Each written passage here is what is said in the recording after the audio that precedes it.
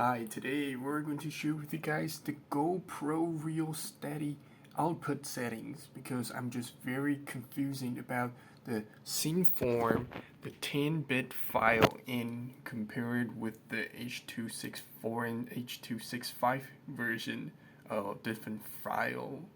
And because the cineform 10-bit we can choose between lots of different options, and h265 we have just bitrate. So I have just done several tests and we're going to share with you guys the results. So if you are going to use 8-bit, the image will look bad even if you are shooting the GoPro 10 or 9 or 8, because I don't know, because you just shoot 8-bit and encode it again, so the 8-bit file will look just like garbage. So you need to use the 10-bit codec to save those details in the 8-bit files. I think it makes sense. So let's check out the cineform quality.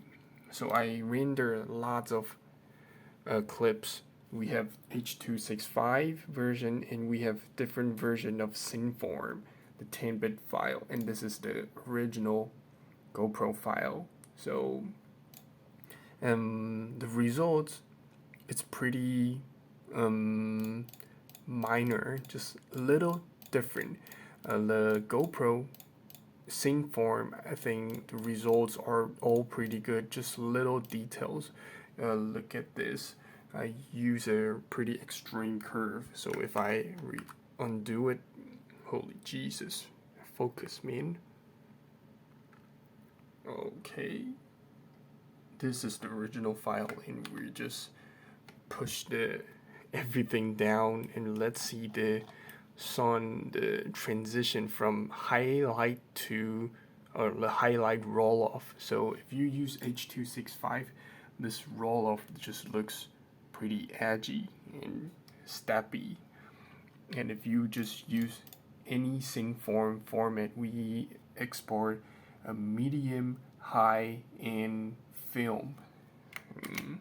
Medium, high, and film. Let's see. Oops. We have scene high, scene mid, and film scan.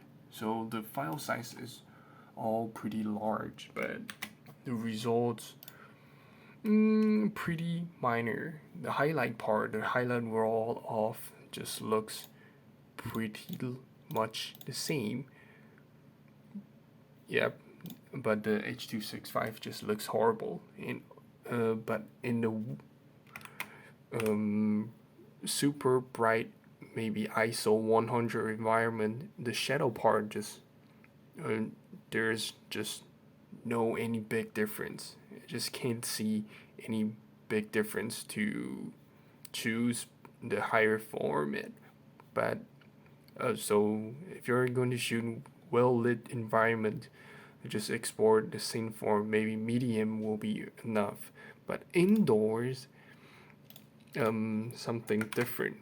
So if you're going to shoot indoors, the h265 the h265 in a GoPro cineform looks the noise in the shadow. Let's look at the original file. This is the original one, and this is the Jesus Christ, what the heck?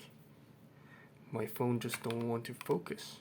Okay, so this is the original, and it just boosts the shadow and do some crazy color correction, color grading, and just pull some colors and just stress test the image.